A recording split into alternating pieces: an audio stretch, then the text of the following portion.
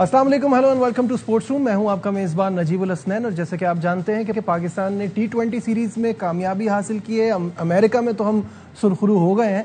अब West Indies में क्या होता है, सीरीज का आगाज होगा जुम्मे से। मेरे साथ स्टूडियो में मौजूद हैं our sports correspondent Shahid Hashmi साहब। शाहिद साहब अस्सलाम वालेकुम, वेलकम टू द शो। इससे पहले कि शाहिद भाई से हम बातचीत का सिलसिला आगे बढ़ाएं, 8 साल बाद सीरीज के लिए पाकिस्तानी टीम ने तैयारियां शुरू कर दी हैं। जुम्मे को पहला गेम। शाहिद साहब, T20 सीरीज का इख्तिताम हुआ, वनडे सीरीज की तरफ बढ़ रहे हैं और एक्साइटमेंट पाकिस्तान के लिए है कि हमारे सारे सुपरस्टार्स वापस आ रहे हैं, सब एक्शन में दिखाई देंगे। शाहीन को तो खैर हमने T20 सीरीज में भी देखा, लेकिन अब इसमें बाबर आजम, रिजवान, नसीम शाह, शाहीन सब एक्शन में होंगे। क्या एक्सपेक्टेशन है? खुशाइन बात है पाकिस्तान के लिए कि पाकिस्तान के सारे प्लेयर वापस आ गए हैं। साथ साथ हम बार बार ये कह रहे हैं कि T20 वर्ल्ड कप तो है ही, साथ साथ आपको 2027 के वर्ल्ड कप के लिए भी आपको अपने आप को तैयार करना है। एक प्लेयर अनकैप्ड लिया है हसन नवाज, ऑल्दो के अगेन उसका सिलेक्शन उसको पोटेंशियल पे लिया है।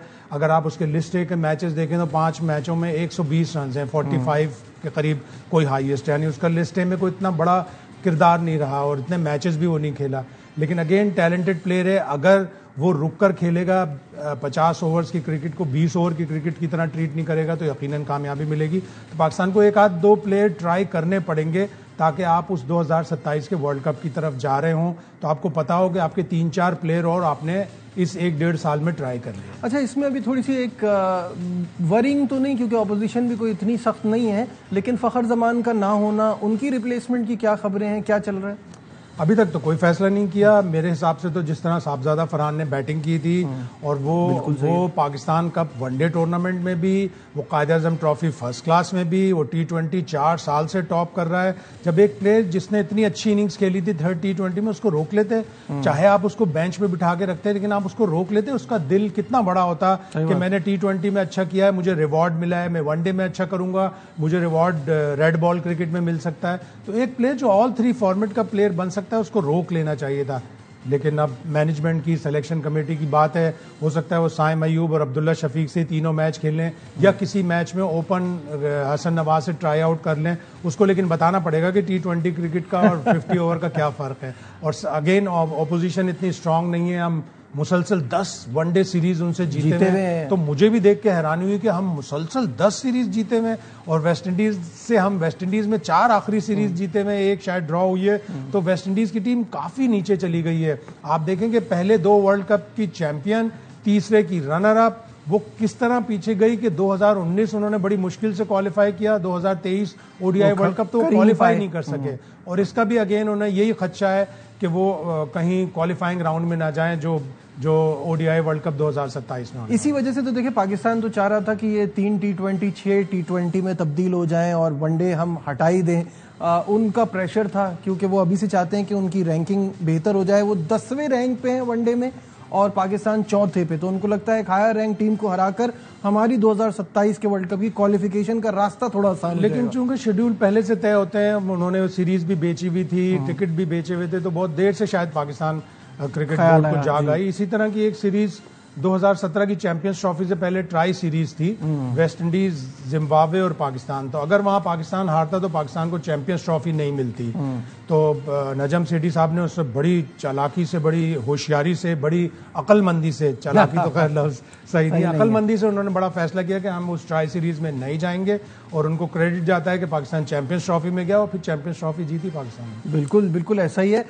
इस वक्त फॉर्मर टेस्ट क्रिकेटर और अपनी स्पिन से जादू जगाने वाले मुश्ताक अहमद साहब हमारे साथ हैं। मुश्ताक भाई अस्सलाम वालेकुम।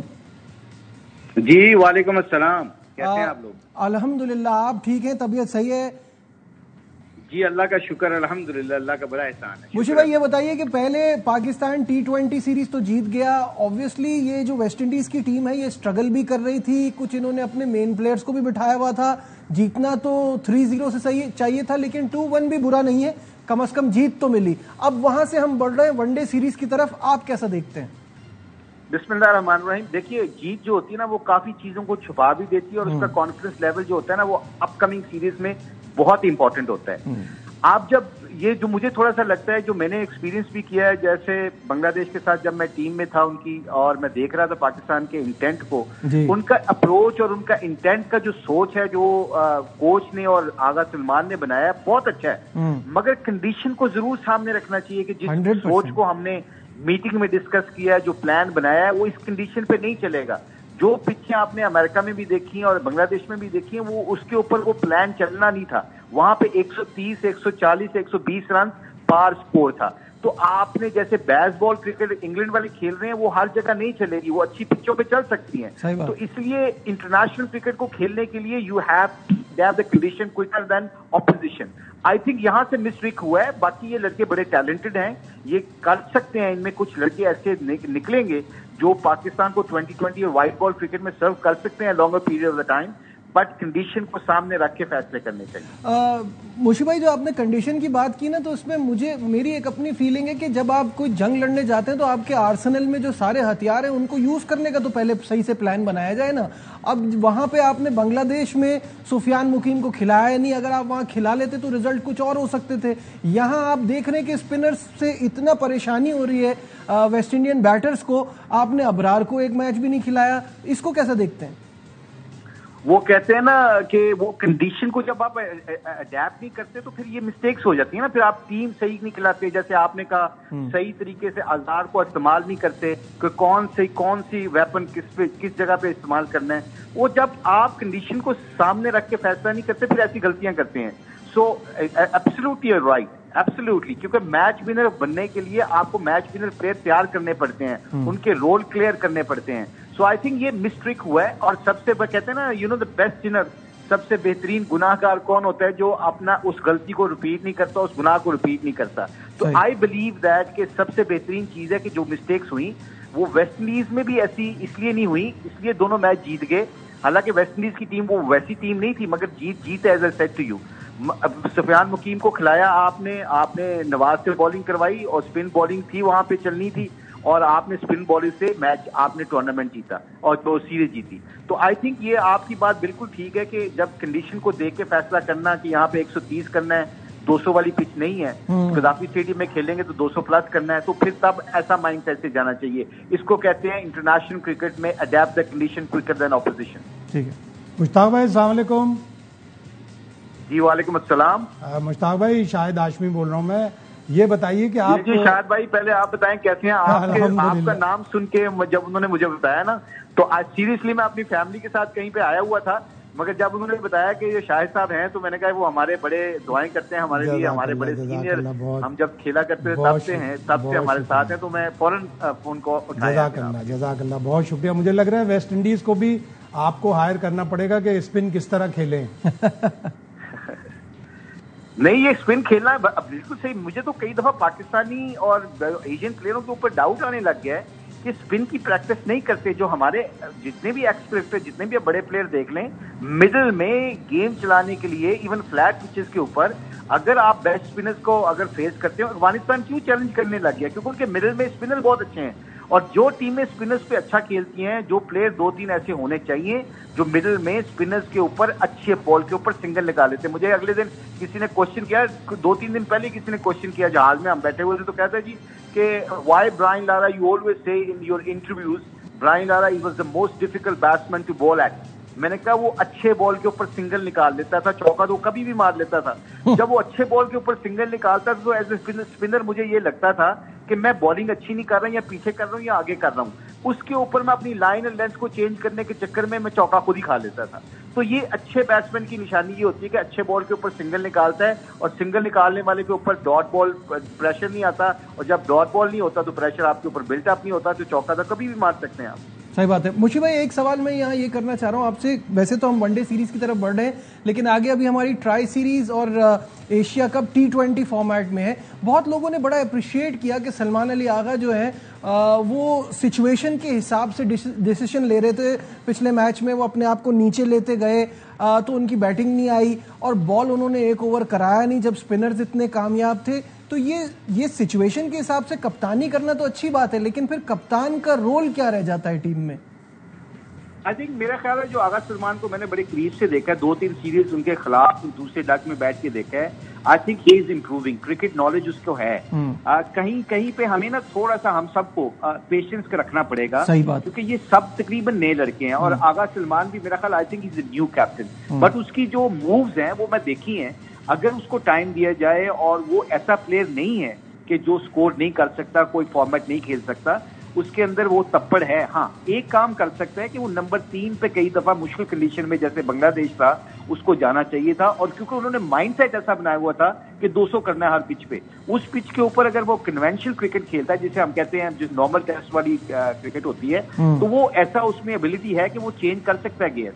तो मैंने जो आपने क्वेश्चन किया है कि उसने चेंजेस भी अच्छी कर रहा था, उसकी बॉडी लैंग्वेज भी ठीक थी, और वो आई थिंक मुझे ये लगा है अभी तक कि वो इतना सेल्फिश नहीं है कि he is thinking about himself. और ये कप्तान की सबसे बड़ी दो क्वालिटी होती है, एक तो ऑनेस्ट हो और दूसरा वो सेल्फिश ना हो। ये 2-3 चीजें होती है ना जो, तो फिर वो कप्तान बन जाते हैं और वो टीम को लेके चल सकते हैं।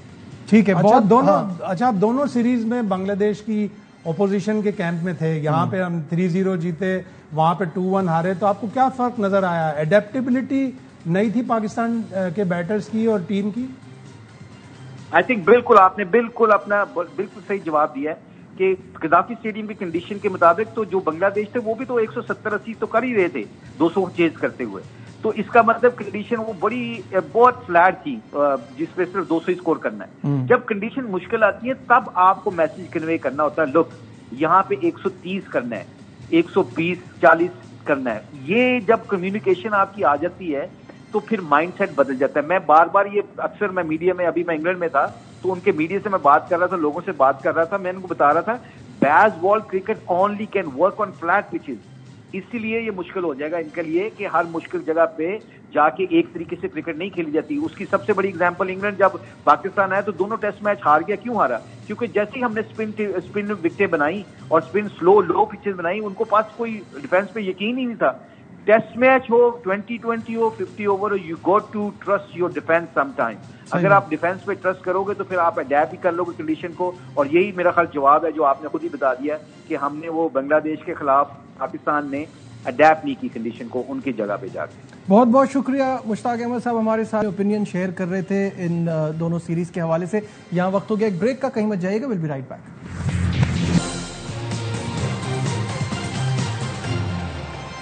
Glad to have you back once again to Sports Room in conversation with our sports correspondent Shahid Hashmi साहब। शाहिद साहब, अभी मुश्ताक भाई से बात हो रही थी और उनका भी यही मानना था कि कंडीशन को अडेप्ट करने की बड़ी ज़रूरत है। अब क्योंकि हम ये टी20 सीरीज यूएसए में खेल रहे थे, अब हम वेस्ट इंडीज़ जा रहे हैं, वहाँ की कंडीशन मुख्तलिफ होगी। वहाँ हमने देखा ऑस्ट्रेलिया कितने बड़े बड़े रन्स कर रही थी। क्या एक्सपेक्टेशन है इस वनडे सीरीज से आपकी? ज़ाहिर है बिल्कुल मुख्तलिफ होंगी, और ये ग्राउंड जो Brian Lara cricket academy ground है, यहाँ पे सिर्फ टोटल एक ही वनडे मैच हुआ है इंडिया वेस्ट इंडीज़ का, जो इंडिया ने बड़े भारी मार्जिन से जीता था।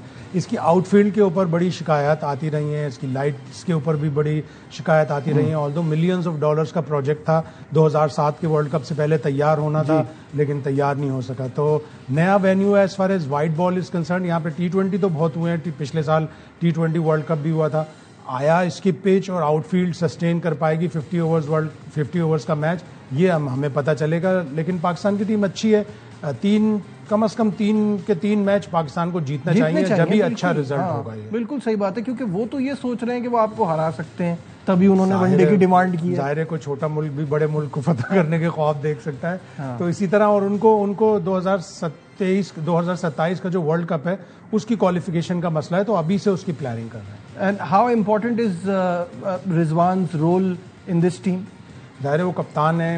अभी 2-3 महीने पहले सब बातें ही चल रही थी कि चैंपियंस ट्रॉफी में हम बाहर हो गए थे, हम न्यूजीलैंड में अच्छा नहीं कर सके, 3 के 3 वनडे हार गए थे, तो शायद उनको हटाया जा रहा है। लेकिन अच्छा है, एक अच्छा कप्तान है, अच्छा प्लेयर है, वो और बाबर दोनों इस सीरीज में अच्छा करेंगे तो खुशी। ठीक है, बहुत बहुत शुक्रिया शाहिद हाशमी साहब हमारे साथ थे। आज के प्रोग्राम नहीं दीजिए अपने मेजबान नजीबुल हसनैन को इजाजत। अपना बहुत ख्याल रखिए, अल्लाह हाफिज।